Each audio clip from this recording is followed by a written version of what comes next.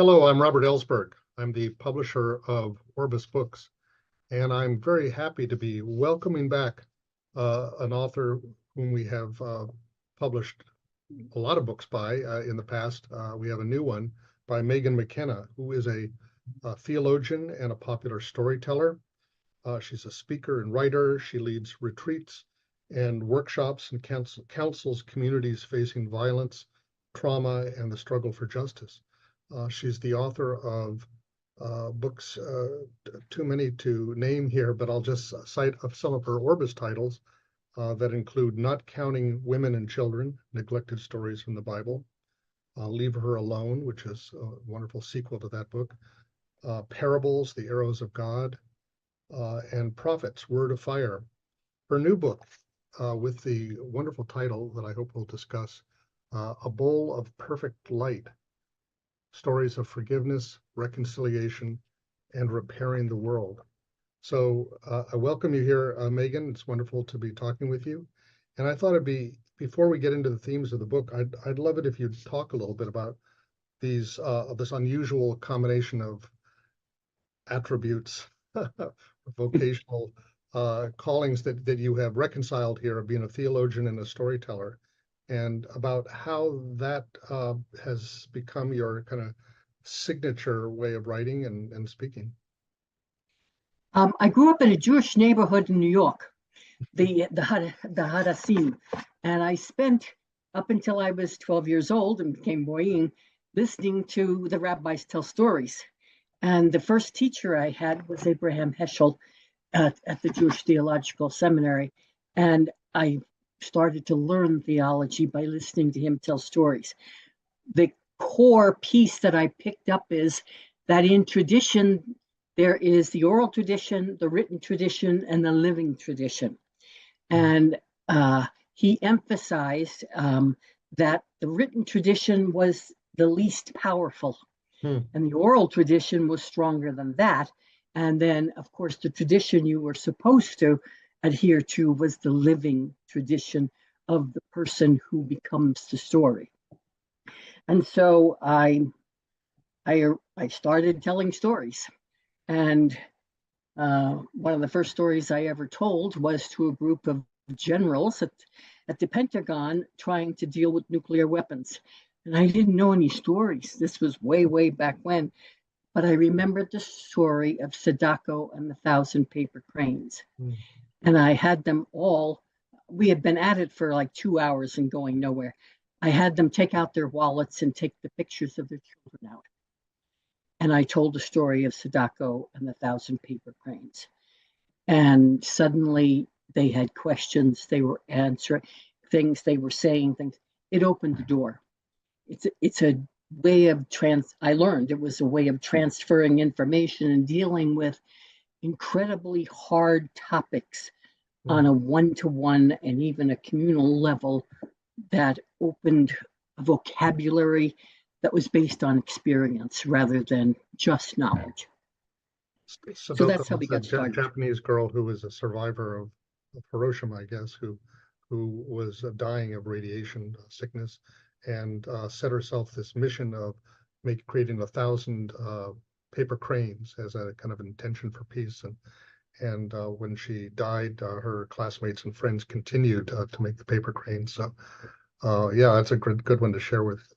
And it's important because she didn't decide. A friend who visited her decided to do it with her to give her hope. Well, so that's a crucial piece. One of your signature kind of things in the book, in your books, is the way that you combine stories from so many different traditions, indigenous and Hasidic and Zen parables. And then in there's lots of stories from the Gospels, and it reminds you that the Gospels, the stories of Jesus are stories, and they begin with, Jesus was walking along and he sees the sick person, or Jesus met a man on the road or whatever. But then Jesus himself is a storyteller. And there's a guy who was on a road to Jericho and he gets beset by robbers, or there was a man who had two sons and one of them wanted his inheritance or something. You tell some of these stories as well. Yeah, to me, he's the storyteller who is the story. Yes, yeah, right. The word made flesh is the story.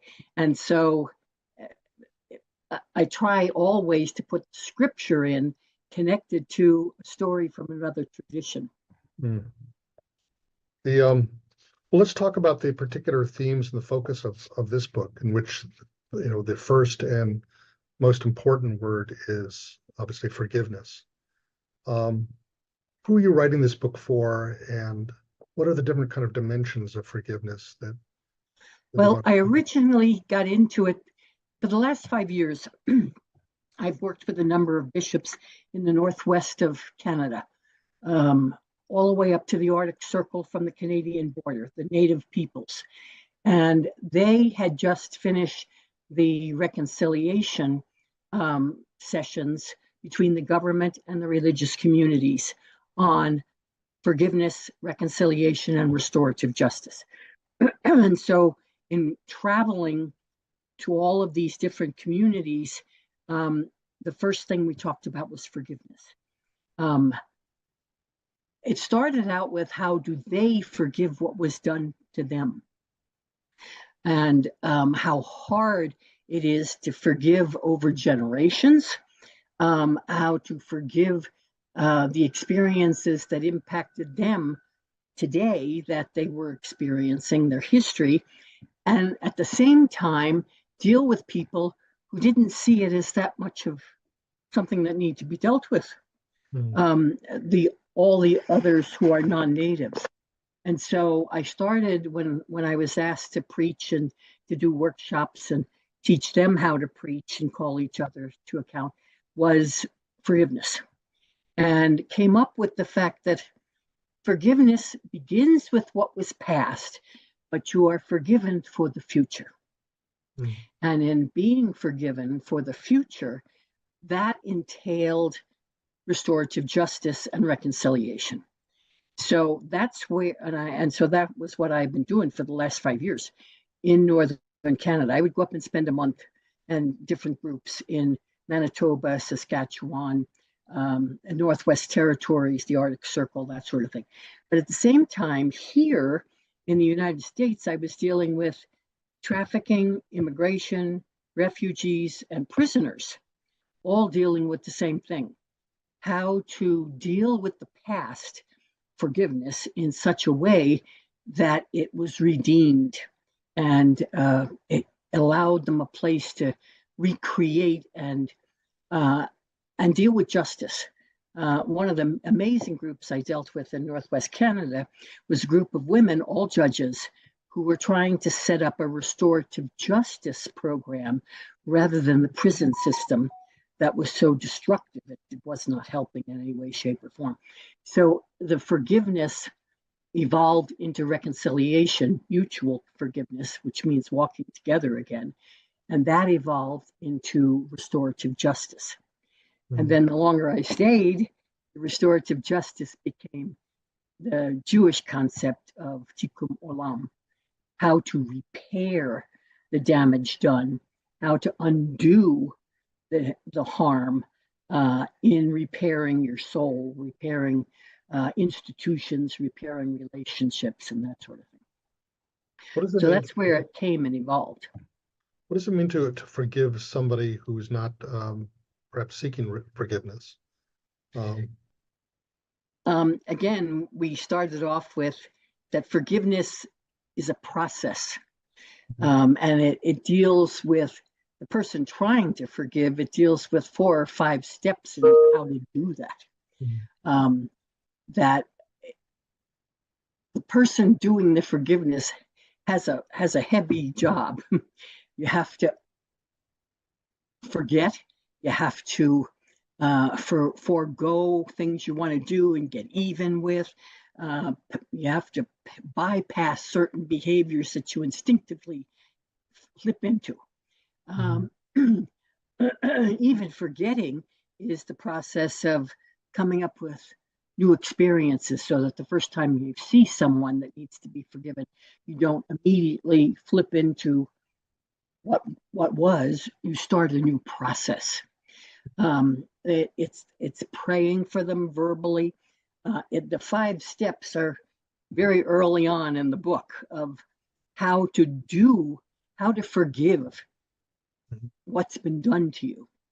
And the thing I've been dealing with in the last year and a half, working with one of the bishops in Northern Canada, is how do you deal with people who don't think they need forgiveness?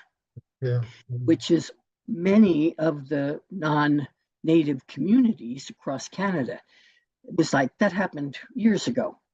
Right. And so the native peoples are frustrated because even opening a door into the process, into the reconciliation, is now what they're dealing with. And they're all Catholics on both sides, native and non-native. Then even the non-native peoples of the communities, they don't see it as that much of an important. They still see forgiveness as between me and God, and me and a specific person that I may have wronged, or in a relationship of marriage and an existing relationship that they should deal with it immediately. But even their range of what is needed to be forgiven, sin, injustice, etc., is incredibly narrow.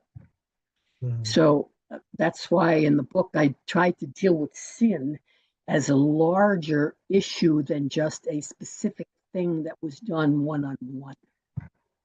Well, and that's where the story that I always start with in many of these communities comes in, which is the raven and his shadow. You want to share that? Okay, I'll shorten it up quick because it takes about 10 minutes to tell. It's a native story from the northwest coast of Canada and Alaska. Raven is an incredibly strong figure in cultures across Canada and among native communities. The raven can be a bird. It's everywhere. And the understanding is the raven sees and hears everything. You never know when a raven is sitting in a tree when he's not specifically listening to you. So the raven is that creature. Raven steals everything, especially anything shiny and bright. I mean, they have more amazing stories about what they found in raven's nest. Raven is also God. Because God is everywhere, listening to everything, watching everything, and he's always wanting to steal what you need to get rid of. So this is one of Raven's stories. Once upon a time, it was long before any two-leggeds walked the earth. Raven would just fly all over and watch and see what was going on, and he loved to go to new places, and there were lots of little islands around off the coast, and he was always looking for a new one. And one day when he was flying over, he saw a small island, and there was a little clearing down there, and he swooped down. And as soon as he landed, he could smell something really strong, and he knew right away that was fish. That was salmon, and it was drying out. And right in front of him was a smokehouse. And he immediately went in, and the smokehouse was loaded with salmon. Huge pieces of salmon up hanging on the drying rack, small ones, medium-sized one. And being greedy, he immediately went for one of the biggest ones, dragged it off the wall with his talons and his beak, and dropped it on the drying table. And immediately he dug in, but just as his beak went in, the salmon shot off the plate, the huge table, and went back up on the wall. And he looked around and thought, what just happened? And he looked and he said, I'm still hungry. I'm going for something. So he went for a medium-sized one. He figured he wouldn't be so greedy. Got another one. This time, his talons went into the fish. And as he went to bite into the fish, he got upended, landed on his back, and the fish is back on the wall. He's beginning to get annoyed, but also he's beginning to worry. Where is this place and what's going on? So he went for the small ones, got a fish, got it onto the drying table, put his feet into it so it wouldn't move. And again, as soon as he dug in, the fish shot out from underneath him and back up onto the drying rack. Now he was worried. He said, something's going on here. I'm getting out of here. So he got out of it and he got outside and was standing in the grass. And all of a sudden, he was looking around to see what in the world, who's out there. And he saw something on the ground. It was dark, and he'd move, and all of a sudden, it was moving. No matter what he did, he jumped up and down. It jumped up and down. He moved back. It moved toward him. And he thought, oh no, I know where I am. I've landed into the world of the shadows. And now he said, I have a shadow. I never had one before. But now I have a shadow, and everywhere I go, everyone will know that I was a thief, and that I was a greedy thief, and that I was willing to take things that didn't belong to me. And so when they tell this story, they say, are you a raven? Do you have a shadow? Now you know why. And so always start off with that, because it makes us deal with things that from the past we experience and yet have to live with in the present. Well, not that it is. How do you communicate? What does a story communicator tell us, or a truth that that you wouldn't be able to explain, or in a different way, or as effectively through just discourse? Each story gives us a language that may not be familiar to us, that allows us to deal with concepts that we think we understand, but may be very paralyzing in their own way.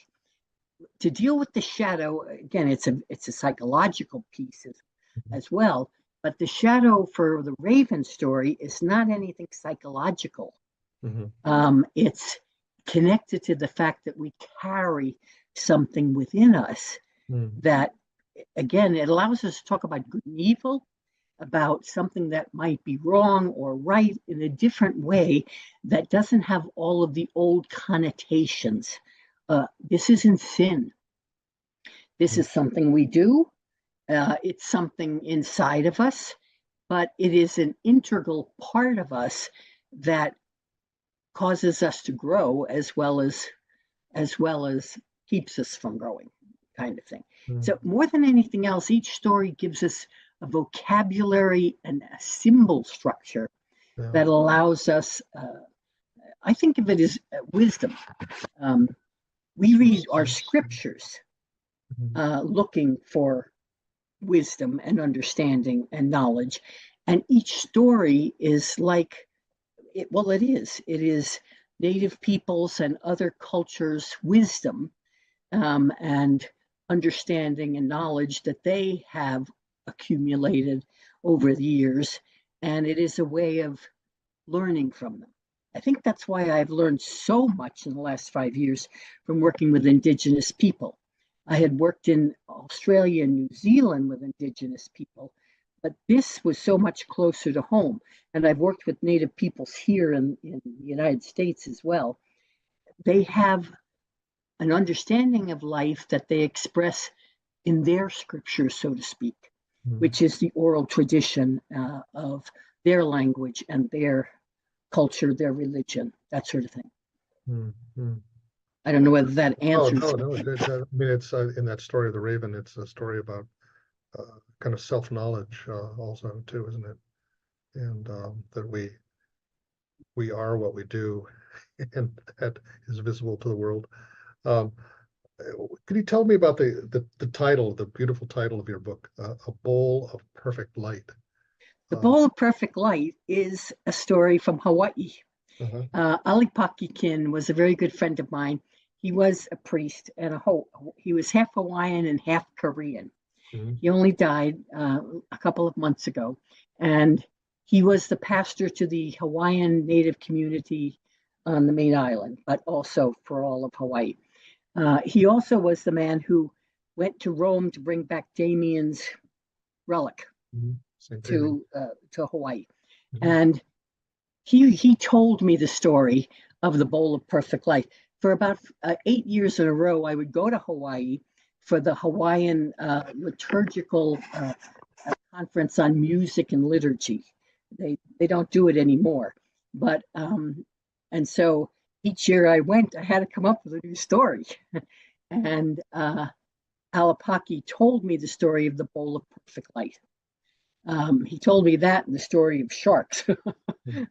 He belonged to the shark clan. So that was one of the first stories I told to a group of Hawaiians and Howleys together. The bowl of perfect light. I've never told it in Canada, which is where I deal with all of the native peoples. I've told it here often in the United States. It's just the bowl of perfect light is it's one of the creation stories of the Hawaiian peoples. And part of the reason why they love it is because every bowl, whether it's made out of clay or mud or grasses and what we would call weeds and palm fronds and things, is a constant reminder of what the story talks about, who we are, that in a certain sense, we're bowls of perfect light. And it allows us to keep creation going. That whether we're aware of it or not, every day we are being created and creating others. And so, and hopefully recreating the world itself. That in the world itself is found all of the things we need to repair the world, recreate it, and keep the process going that began so long ago. Each time I tell the story, somebody in the audience comes up with something I never even thought of before. The stories are so good because the difference between reading a story and having it told to you is the hearers. Yes. The listeners are the major crucial difference. The storyteller themselves is crucially important because they put across things that you can't get from reading. But the listeners are the ones who recreate, and once they hear the story, they add to the story itself. There's a saying among storytellers, the story begins when the teller stops talking. And I use it with the scriptures as well, that it's once we have taken them and made them our words, then they become our flesh and that sort of thing. And the bowl of perfect light, when you all read the book the first time, as after I had written it, it wasn't the title I would have picked. No, yeah. I was surprised. It was like, oh, they want the bowl of perfect light. But it does fit very well. If nothing else, it gets people wondering what it is. How does it relate to the theme of forgiveness? Forgiveness is letting go, in a certain sense, of things we've done, pieces of ourselves that we have become, and the bowl of perfect light, the way it keeps you going is you can dump it. Or somebody can dump it for you, with you, and let go of stuff that you collect. And forgiveness, again, is how do you let go of things you've done, things that have developed in your relationships, things that baggage, for a psychological term, that we carry around with us, that you can always let it go. You can always dump it out. And then put light, that light can grow. And it reminds us the stones or rocks and light cannot exist together, that we have to be in a constant process of returning to the light, making the light stronger and stronger in us, as well as in our lives and in the world. Toward the end of the book, you talk about a new word comes in, resurrection, um, that has a a certain gospel weight to it. But how does that related to forgiveness, reconciliation? I would say forgiveness and resurrection are almost one. Mm. Um, the good news, the gospel is forgiveness, but Mm. it's also the depth of forgiveness, the extent of forgiveness, the process of forgiveness is resurrection, being brought back to life, being raised from the dead, being released, liberated, and freed.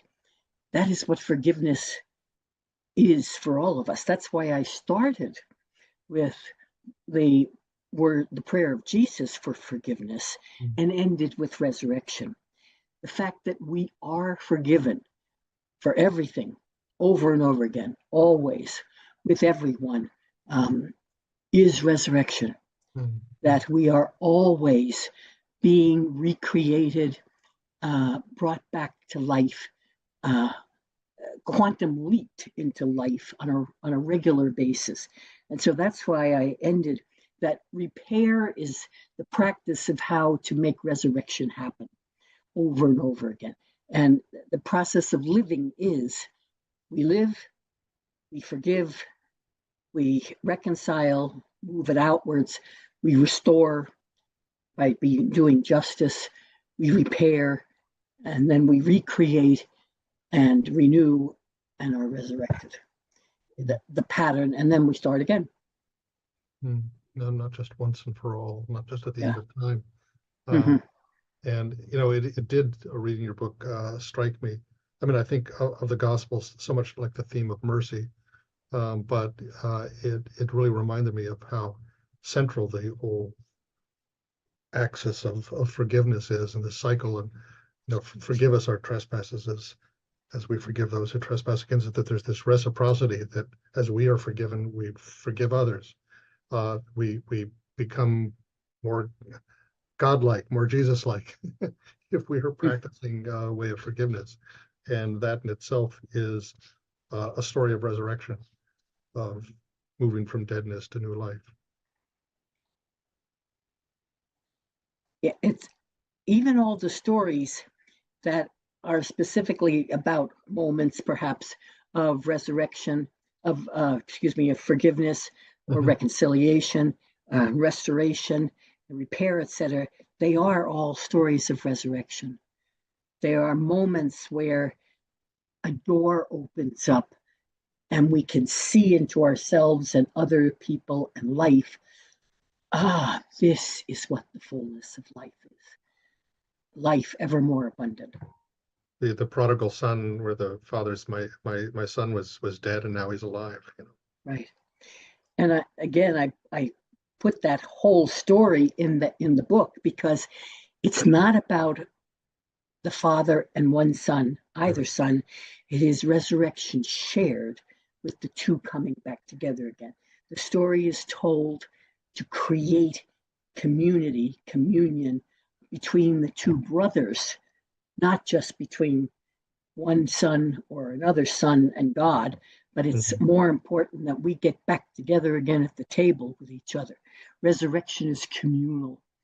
It's much like Thomas Merton's incredible line of "We are already one." It's Mhm. just that we have forgotten. And so Mhm. resurrection is how to become aware that we are already that kind of living with one another. I Living. was recently that I kind of really realized a dimension of the story of the prodigal son that I hadn't seen before.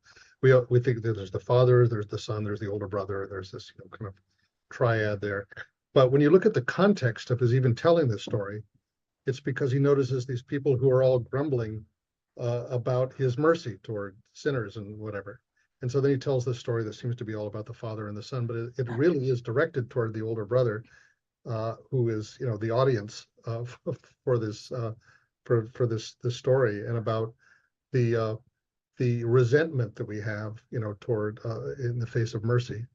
You can see in the church today there's so many people who thing they hate about Pope Francis is that he stresses mercy so much, and not condemnation or whatever. Yeah. Right. And mercy is the effect of forgiveness.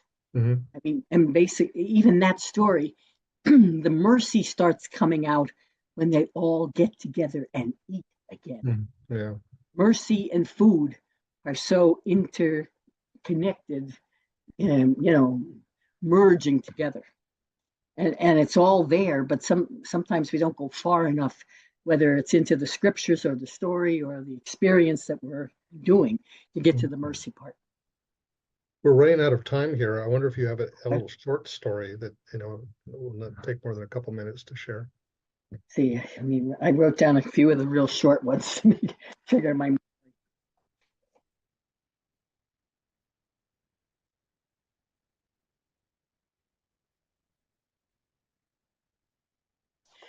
One of my favorite ones in the book is a Jewish story that I happened to be in a synagogue when it happened. Oh, yeah. And it was before the feast of, before Rosh Hashanah, and everyone was talking about forgiveness. And, for days when you ask forgiveness from God, but they also make sure that everybody asks forgiveness and that kind of stuff. And the rabbi started to preach. And within about 3 or 4 lines, he went over to his wife and took the baby in her arms into his arms, and giggled around with her a little bit, but kept talking. And of course, everyone was just watching him. And the baby didn't take long before she was pulling on his clothes and trying to get at his glasses and pulling on his locks on the side. And he just kept talking, and everybody else is watching. No one is listening to a word he's saying. They're watching him. And they were delighted in watching him for I don't know how long. And finally, he looked at everybody and patted her on the back, burping her loudly, and said, "You know what she's like. She's my beloved child. How could I ever not forgive her for anything?" And that's the way we are with God. There isn't anything any of us could possibly do that God doesn't overwhelmingly just want to forgive us for and hold on to us. And that's what we are here to do with each other. Look at each other in such a way that there isn't anything we can't forgive each other for. I don't, again, it's still in my mind the way he looked and the baby looked, and the absolute stunned reaction of everyone in the synagogue. We're just about out of time now, but that story will really only begin after our conversation is over. For those who listen to this, I want to thank you, Megan, very much for spending time with me. And again, urge everyone to read this wonderful book, A Bowl of Perfect Light. It has a perfect title, I must say, and you will really enjoy this, and you'll have a lot of thinking to do. My pleasure, believe me. Take care.